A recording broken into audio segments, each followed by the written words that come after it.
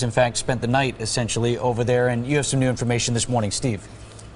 Yeah, Vince and Susan, we're speaking with Amardeep Kalika. He is the son of the president of this temple, among those killed in the shooting yesterday. And thank you very much for joining us this morning. When we last spoke with you here on Channel 4 yesterday, you didn't know your father's fate. Tell us when you learned what had happened and what law enforcement has told you. Absolutely. At the time, I mean, most of yesterday we were kept in limbo and kind of kept up and down. At one point, we heard good news, then we heard bad news, and we heard good news. And specifically, we found out about 9:15 p.m. that my father had passed at about 11:30 a.m. that day because he probably bled out and nobody could get to him in time to pull him out to safety. And your father attempted to fend off the shooter in the lobby of the temple. He actually grabbed a knife at one point? Absolutely. The FBI told me they came up and shook my hand a number of times and put their arms around me and said, you know, your father's a hero. The blood trail shows, and the knife close to his body shows blood on it, and he attacked the intruder or the shooter in the lobby after gunshots were fired, got to him. There's a blood struggle. Evidence shows on the ground a blood struggle, and then my father's blood trail back to one area and the shooter's trail towards the kitchen. And at that point, what goes through my mind is, you know, my father did his best to protect the temple, but also my family and his wife and all his friends and people that were there. And he slowed the shooter down enough so other people could get to safety. And that's, I mean, it's an amazing act of heroism, but it's also exactly who he was. There'd be no way in God's green earth that he would allow somebody to come in and do that without trying his best to stop it. And your mother during this, she also took cover within the building. She hid in a closet. Absolutely. And my mother, I mean, when I got the phone call, and she was very terse and short and in the closet, and it turns out there was probably 8 women around her all being quiet. I thought she was alone in the closet. She kept everybody as quiet as possible, and she kept everybody to just communicating what they needed to communicate because that person was still walking around taking shots. And that gives me the kind of the energy and the power to do the opposite of what she did. Instead of keeping silent, we're going to speak up, and we're going to allow everybody to know about our community, about our culture, and about violence in America, and let's put an end to this as a community. And Sikhs you're a very peaceful community, confused with Muslims by those who are ignorant of the difference between the two faiths. More than 750 reported acts of violence against your people since 9/11. What do you say to people who make that ignorant mistake about the difference between your people and the Muslim faith? I mean, I'm glad you said it so I don't have to. I want Americans to understand that we have a lot of responsibility. We're living on somebody else's land.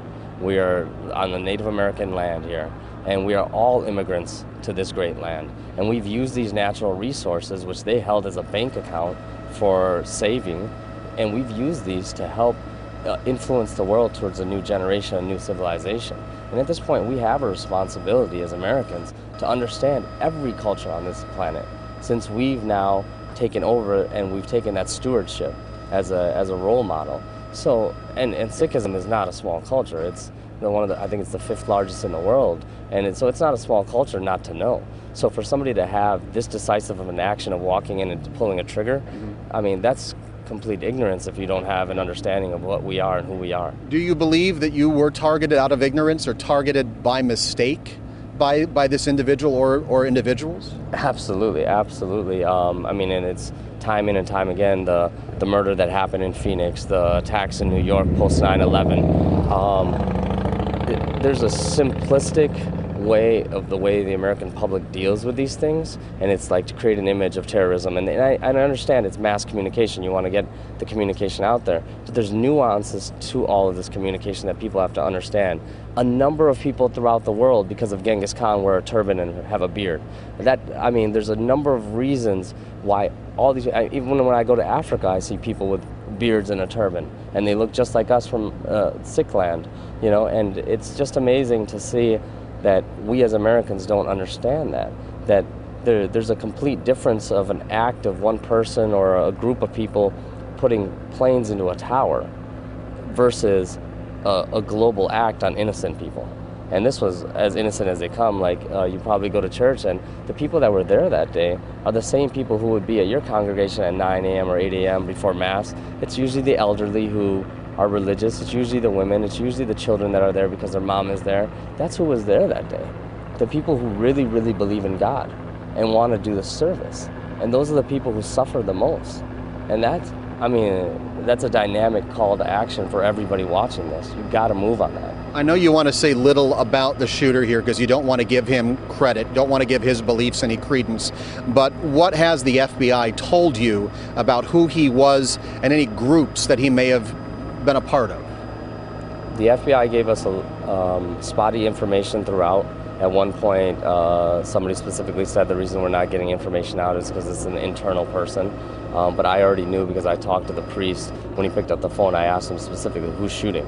And he said, oh, Gorasi, like, meaning it's a Caucasian person, you know? And he goes, oh, Gorasi, bahut lamba si, like, he was very tall, he was very big.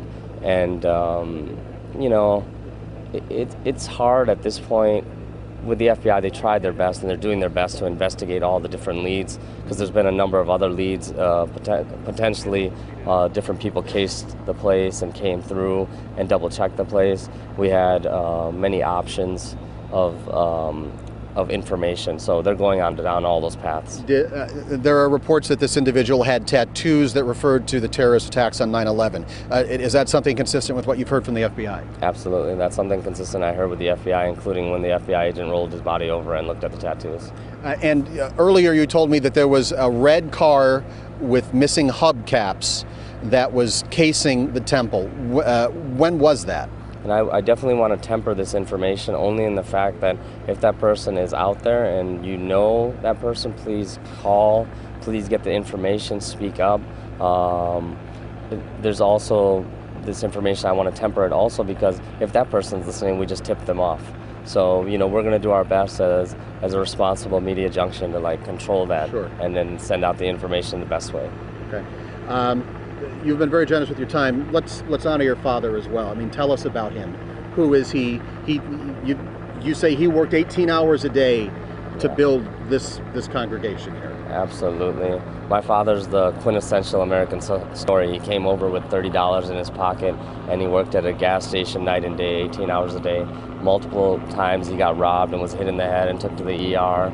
And he worked so hard to give his family the protection and guidance they needed to live in this society. And he made himself into a pretty prominent businessman, and many of the aldermen know him, many of the officials here know him, because he's pretty much the Sikh representative.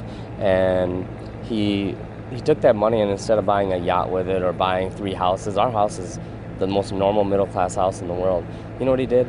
He took that house and built a temple complex that was unseen in the Midwest.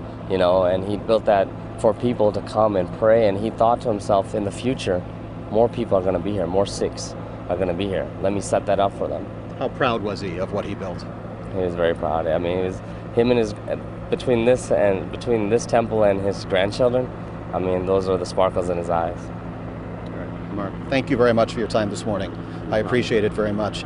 Again, it is a very emotional day out here as members of the community come back to visit the area around the Sikh temple here. They're not allowed back in. Again, it is an active work.